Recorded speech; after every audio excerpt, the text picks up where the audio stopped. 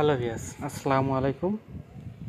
আমরা মেসেজে যদি কোনো গুরুত্বপূর্ণ এসএমএস ডিলিট করে ফেলি, তাহলে আমরা সেটা কিভাবে রিকভারি করব।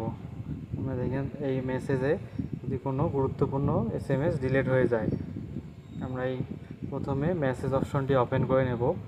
যেমন আমার এই এসএমএসটি যদি মনে করো গুরুত্বপূর্ণ এসএমএস, যদি এটা ভুলক্রমে ডিলিট করে ফেলি,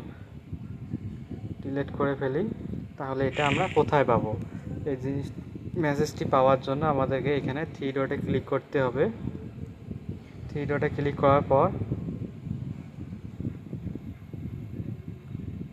এরপর আমরা নিচে দেখেন সেটিংস নামে একটি অপশন আছে, আমরা এটাই ক্লিক করে দেব।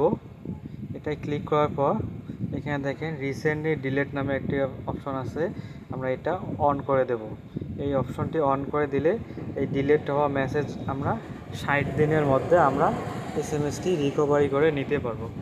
যেহেতু অন করে দেওয়াই আছে, আমরা একটু ব্যাক করব।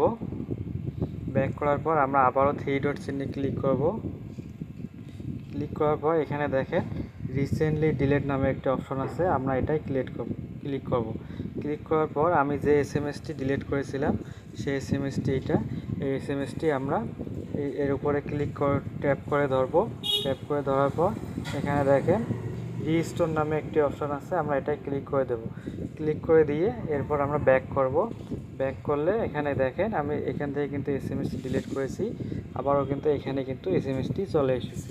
এভাবে আপনারা ডিলিট হওয়া এসএমএস 60 দিনের মধ্যে রিকভারি করে নিতে পারবেন, এই অপশনটি চালু করে রাখলে।